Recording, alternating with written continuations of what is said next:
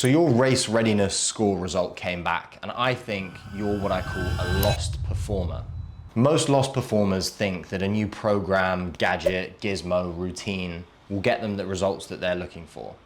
But actually, it's the opposite. There's no problem with your tools, kit, or equipment, but your directionless and your training consistency is probably suffering because of it. The lost performer is one of the profiles that I commonly see in my coaching service, and every tip you're gonna hear in this video is tailored specifically towards your result. There's no generic stuff here. And by the end of this video, you'll know exactly what you need to do to get yourself out of this rut of aimless training that doesn't really fulfill you, and get an exciting new challenge that you feel confident you know how to train for. My name is Oscar, I'm a running and high rocks coach, and I help self-improving people like you pick, prep, and PB your next race in 16 weeks with stripped-backed, bespoke coaching that simplifies the fitness experience. So here's what I think your priorities are.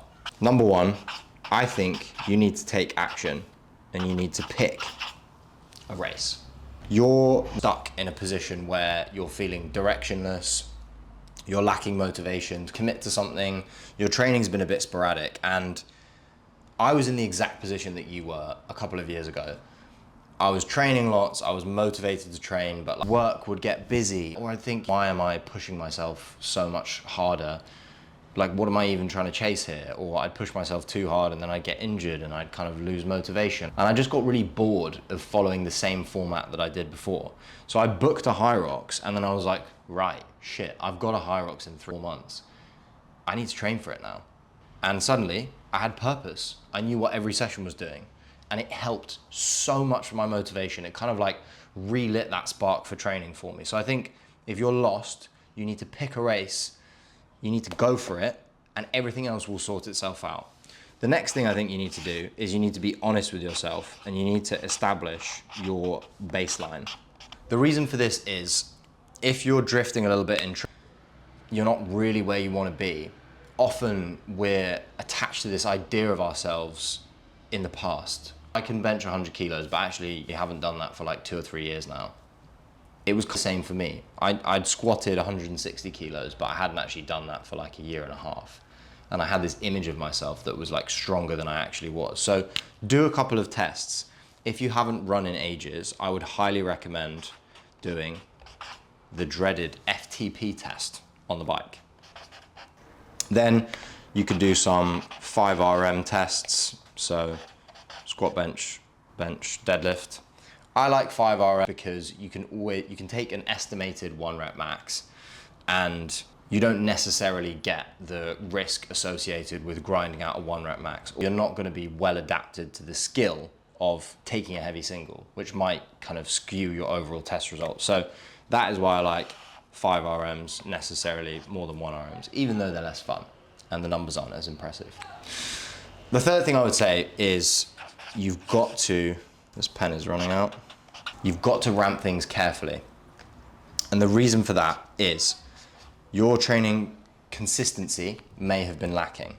And if we suddenly go after an ambitious goal like a 5K, 10K, half marathon, High Rocks, and we want to get good increases off your baseline in the strength category, we're suddenly going from not doing very much to doing quite a lot. And the biggest thing that's going to kill your progress over time is doing too much too soon and getting injured and having to take all this time off. So I think it's really important that you think about tissue tolerance, a kind of overall view of your training block that has momentum in it, right? Jakob Ingebrigtsen talks about the carrot. And if you imagine pulling the carrot is, you know, ripping a hard effort, like going all out, doing like a max effort half marathon, really testing yourself, that's going to have a big fatigue cost associated with it, which is probably going to hinder your training, maybe for a week or 2 afterwards. You have to trust that the carrot is growing underneath the surface. And the way you do that is by supplementing it with good quality training that doesn't pull the carrot all the way out. This is for the end. This is for race day. So you've got to have some restraint over your ego. Otherwise, you are going to probably get injured. and it's not fun when you're injured. So let's talk about how we could potentially build this into your program. First of all, we need to think about, number one, like, what were the weaknesses? Is it your engine? Are you unfit? Or was it your strength? And then from there, what is the goal? Because if your goal is a 5K, we maybe want to keep the strength on maintenance, but we want the engine to increase loads. So we need to set up a training schedule that reflects that goal.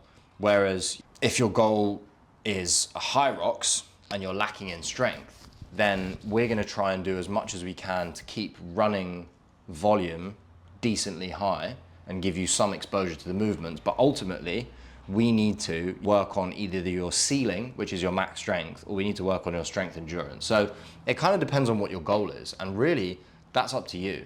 So that's the first thing that we need to consider before we talk about building out a program structure. And we need to remember the second principle, which is we want to go ideally from general to specific. Let's say we're doing a high rocks, right? At the beginning, maybe you're going to be working the fundamental movement patterns of high rocks. You're going to be doing carries, you're going to be doing lunges, basically anything that's going to increase your strength endurance and probably increase your running volume to a point, you know, when you can handle roughly 20 to 30 kilometers a week. And then we're going to build from there. As we get closer to race day, we're going to make things more specific. So instead of doing a circuit where we're doing carries and lunges and maybe single arm snatches for posterior chain conditioning, we might start to do a high rocks AMRAP session. So let's talk about a typical week. Well, this is the example that I give in a PDF. Monday, we might want to do full body strength. And that's just going to be your classic push, pull, squat, hinge, and then maybe accessory 1, accessory 2, probably calf, probably core, maybe posterior chain, if that's a weakness. On Tuesday, you might then do a kind of a threshold run. So maybe you're doing a 5x5 minute working set, or you're doing 5x6, or you're doing 4x4. Some form of controlled but hard intensity, which maybe then after that, you're going to do a kind of like finisher with the high rocks movements to practice them under fatigue. The example I gave here was some like loaded carries, burpees, and wall balls. We're going to do some stuff like that. And maybe we're going to rest. And then Thursday might be our like very high rock specific quality day. We're going to do like a run, then a station, then a run, then a station. And we're going to try and get as many rounds as we can in 40 minutes or something like that. And the run's going to go from 750 to 500 to 500 to 250. It's going to descend in some way, and it's probably going to be catered to the stations that people tend to find the hardest. Then, you know, you might have like an easy day here, depending on if you have time. I think for most people, training 4 days a week intelligently is going to be enough for you to complete a high rocks to a good level. But if you want to be cracking on towards a more competitive time, then you're probably going to need to train 5 to 6 times a week. And then maybe Saturday or Sunday, you're going to do like an easy, kind of easier, longer aerobic run. Maybe it's going to be 90 minutes once you've been able to ramp your volume appropriately. So, you know, this is just an example of like what a more focused split might look like if the goal was, say for instance, high rocks. But in general, you know, you're gonna want to be doing 2 to 3 exposures of the things that you're not very good at during the week to get better at them, and the stuff you're already good at, maybe you only need to do it once a week maximum just to maintain. And I think as long as you know what your weaknesses are based on your testing, being honest with yourself about your numbers, you're going to have a much better idea of how to set up your week in a way that feels catered towards a specific goal. And if you listen to all that and you think, I would never ever be able to come up with that, you know, then that's where a coach has a role for you, because you have a specific problem where you can't figure out how to organize your training without changing it from week to week or feeling like you're stalling or not making progress. I hired a coach the first time I did a Hyrox, even though I'm a PT. And you might think that's strange, but it's just one of those things where sometimes you don't have the specific tools to make the decisions, and you could figure it out and piece it together from YouTube videos like this. But it might also just be easier to say, if I hire a coach and he does a good job of explaining to me why things are in there, it's probably worth the investment. Look at that, a clean break. Some final tips that I've given to other people in these videos. The first one would be start your RP low. And what I mean by this is you cannot operate at your maximum forever. You just can't, because you will get injured. That means that you're going to be able to adapt and recover from the training that you're doing each week. And the more you can do that and the more consistent weeks that we can stack, the more progress you're going to make. And it's my job as a coach to make you make progress. And part of that involves a lot of restraint, especially at the beginning. You know, I've just come back from 5 months of traveling. I'm desperate to just push hard and rip a hard session, but I've just been easy running for like 4 weeks because I know that my tissue tolerance isn't there. And my shins would just explode if I went straight into hard running. And that means that when you're keeping some sessions tactically easy, when it does come time to push hard, you are actually able to push hard, which is really important. A few other tips I'll give. These are some weaknesses that runners always come into. Lateral hip, your glute medius. Those muscles contribute enormously to knee stability. You need to have some sort of lateral hip exercise in there. I've given you some ones on the PDF. There's the DNS star. You could also do some sort of crab walk or band side plank clamshell exercise. Another weakness is calves. Guys, Achilles injuries. I've had so many lower limb injuries. I've had peroneal tendonitis for like almost a year. It was an infuriating injury. I've had shin splints. I've had Achilles tendonitis for like 3 months. These are not fun. Do not skip your calf work. And if you cannot do calf work because you're too damn sore, just do isometric holds instead. Heavy isometric holds, 20-second iso pushes, 2 to 3 sets. They're great because they keep the load on the tendon high, and that's really important for tendon stiffness and robustness. So have a look at those. And then your core as well. Stuff that all of your classic bodybuilding influencers have told you to skip, like cable chops or QL work or oblique work in general, because it doesn't do anything for your physique or it makes you look bulky.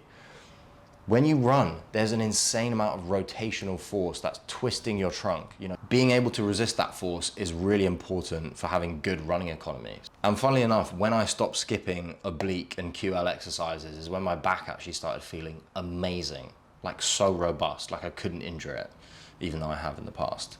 So these are two types of exercises that I think everyone should have in their program, just from like a health and longevity and robustness standpoint, even though people skip core all the time. So don't be that person. Now, a lot of the clients that I have come in as lost performer types. Their training has been meandering, lacking direction, and not really progressing enough. And once we've booked in a race or given them a specific goal to work towards, they have progressed tenfold because they have that focus and purpose. And I think a great example of a client who fits this mold is Rich. Rich has been with me for a long time. And although he initially came to me to help fix his back pain and get stronger, he's now using races like Hyrox's, 10Ks, 5Ks, and even a marathon that he's signed up to this year to infuse each training block that we do with purpose. And it's not about overloading him so he gets burnt out. It's about making sure that each training phase we do, we're building towards a specific goal so we can keep him motivated. And he's absolutely loving it. For his doubles debut, he did a 1 hour and 23-minute Hyrox, and then he ran roughly a 46-minute 10K just a few weeks after. And the transformation he's undergone is insane. I mean, he looks visibly so different to how he did when he first started. And this is exactly what we map out in your hybrid strategy call. We look at your results from your scorecard, we determine your weaknesses, what an appropriate plan for the next 16 weeks might be, so we can get you on the road to picking, prepping, and PBing your next race as soon as possible. So if that sounds like you, use a link in the description or one of the buttons on the PDF to book a free hybrid strategy call with me, and we can talk everything over, because I'm sure you'll have questions after watching this video. And remember, everything you've heard now is specific to your scorecard. I'm so keen to show people how racing can reignite their love for health and fitness that I want to bring it to you too. So if you've got any questions at all, or you want to jump on that free call, then you know what to do. Just hit one of the links below or follow my stuff and for more high rocks and running tips.